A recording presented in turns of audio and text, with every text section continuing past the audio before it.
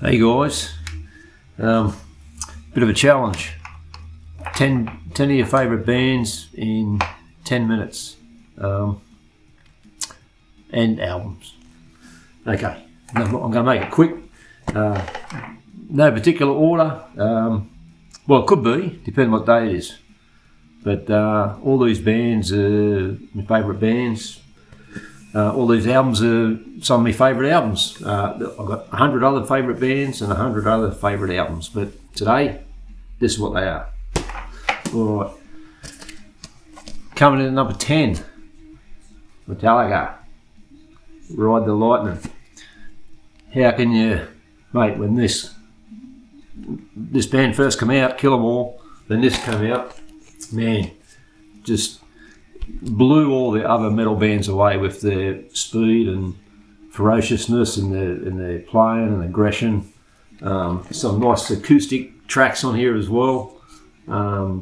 Just killer album. Yeah, so anyway, that's my first one. Alright, next one, Aussie band. One of the greatest Aussie bands ever, in my opinion. There's three of me favourite Aussie bands, but this one's amongst them. Here we go, Angels, Face to Face. Was tossing up between this one and No Exit, but yeah, Face to Face gets a nod. Absolute classic Aussie rock. Doc Neeson, the Brewster Brothers, man, just takes me back to the early 80s. I first left school, going to gigs and pubs, and must have seen the Angels, I reckon, 12 times, easy, back in the day. Classic, kick-ass Aussie rock band. Alright, next, another Aussie band. The Mighty Tats, Rose Tattoo. It's tossing up between the first album or Scarred for Life. But this one, I think, for me, the production, the songs just seem to flow a bit better. Absolute killer guitar work. Classic tracks, you know, obviously Out of This Place, Mental Madness, Magnum Made, man, Assault and Battery, like just kick-ass Aussie rock. It don't get much better than these guys. You know, we've got obviously a couple of other bands, but man, in your face pub rock and roll that'd fucking blow your head off. These guys, awesome stuff. All right, another lunatic guy now. Another one of my favourites. There was a couple of albums that he released after he left another band. And he introduced this guitarist that was next level and just blew people away. Tragically, he was killed while on tour with this guy. I'm talking about Randy Rhoads, of course. But this album, Diary of a Madman, absolute insanity guitar work. Aussie at his best, lyrics, you can't beat some of the songs that he come up with in this album. Absolute killer. And just check that cover out, I don't know if you can see it there. Anyway, Diary of a Madman, and the title track. And Over the Mountain, Sato, man, it does not get much better. Ozzy Osbourne, Diary of a Madman. All right. Now the next band, I'm kind of lucky because they had two different singers, so therefore I got two different albums. I'm talking, of course, the mighty Iron Maiden. Check them album covers out, eh? Absolute killer. Yep. So the first one is Killers, their second album.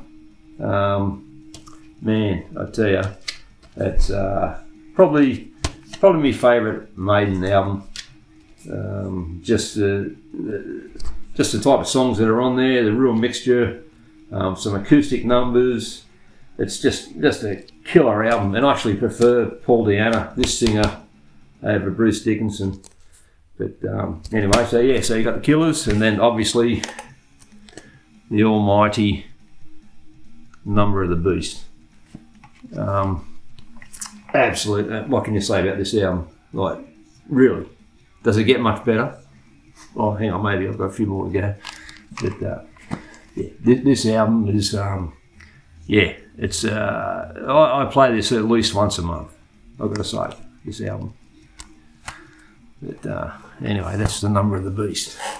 All right, next, the almighty Judas Priest. Yep. Sad Wings of Destiny.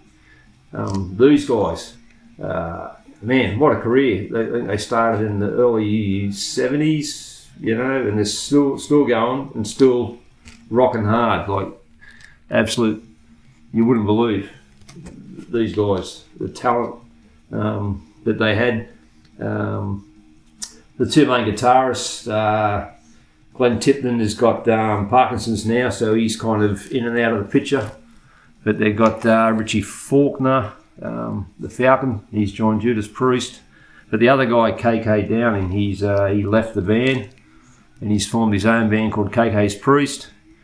And man, you want to hear that stuff, mate. You talk about traditional metal, right? And guitar shredding and riffs and just dual guitar solos and screeching vocals. Man, you check it out. But anyway, Judas Priest, another one that's man, this album is just filled with classic track after track. There's a few different types of instrumentals and just different genres of music on here that take people by surprise, actually. But it's a friggin' absolute belter. That's my favourite Judas Priest album. All right, next. Now this guy. Mate, what could you say about this guy? He's the only thing I could never understand is smashing their guitars up at the end of the show. Why do you want to do that? Yeah, I could never understand that. But he's playing. I've never heard anyone play solos like this guy. I'm talking, of course, of Ritchie Blackmore. Man, that guy. I tried to learn one of his solos one time. I think it was Strange Kind of Woman. And man, I got about 4 or 5 bars in and just like give up. It's like no chance. Absolute no chance. But anyway, this album is Long Live Rock and Roll. And it's, mate, it's...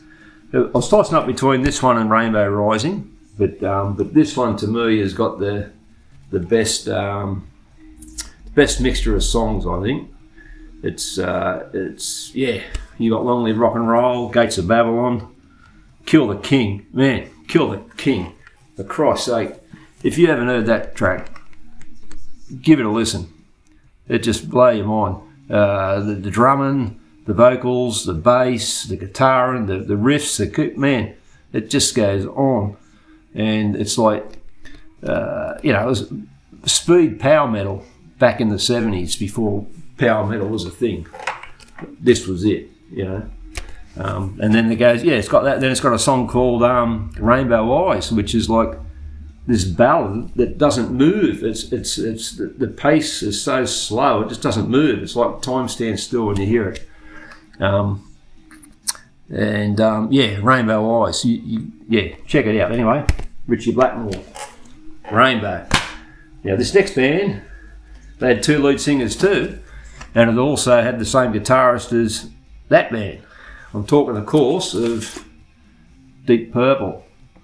They had there was actually three Deep Purples, but these 2 are my favourites. Obviously, Deep Purple in rock with Ian Gillan, absolute. Right, for this was heavy metal, first heavy metal. I mean, you had Black Sabbath, but this was like technical metal. It was like, you know, songs like Speed King, Fly to the Rat, Child in Time, mate. That solo on there. I don't think I've ever heard anyone play it like Richie Blackmore. There's no chance. I haven't had anyone nail it, ever. And the version on Made in Japan is even more brutal. Absolute killer stuff. Anyway, let's flip it right now. This one, Burn. No one's heard that song, Burn, give it a listen. That Burn has got to be I reckon the greatest rock song ever written. I reckon is Burn. It's got killer vocals, killer drums, killer solos, killer keyboards. You name it, it's got it. One of the greatest pop rock songs ever written, in my belief. All right. Now this band went for a few singers as well. And one of the greatest riff writers, masters of all time. I'm talking, of course, of Black Sabbath and Mr. Tony Iommi. Sabbath, bloody Sabbath. I mean, seriously, Sabbath, bloody Sabbath. The track itself, absolute killer. The other one is what's it called? Not Wicked World. I can't even see it. Sabracadabra, mate. This album is worth it just for that track alone.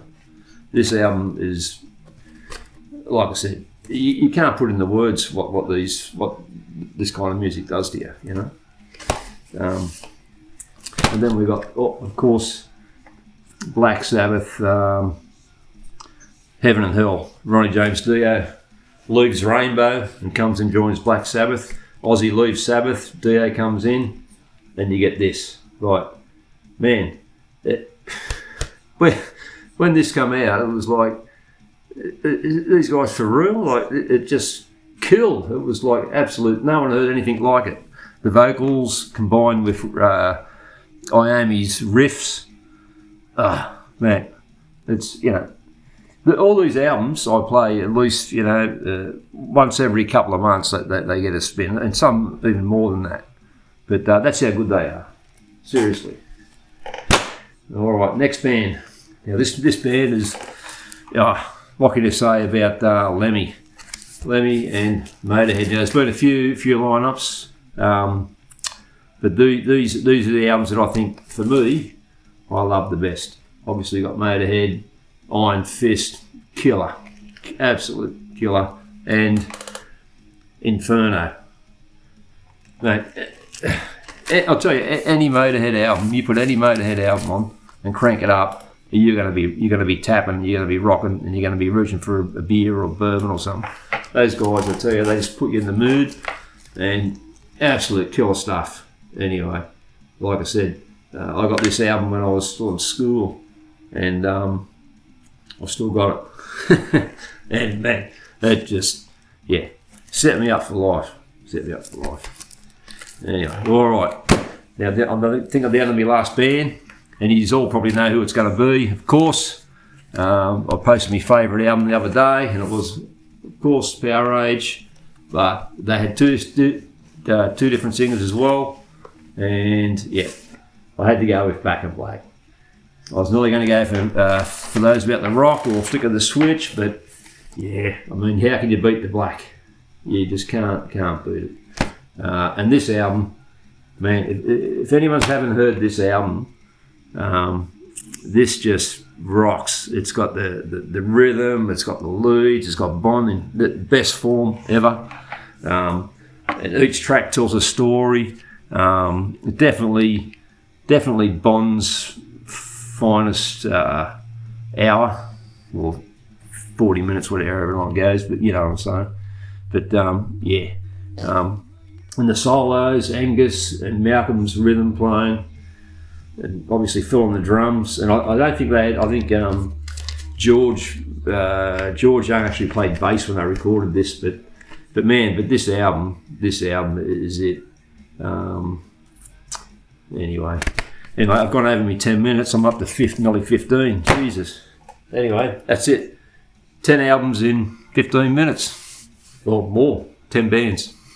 And, I don't know, 16 albums. Anyway, cheers. Go the Fords.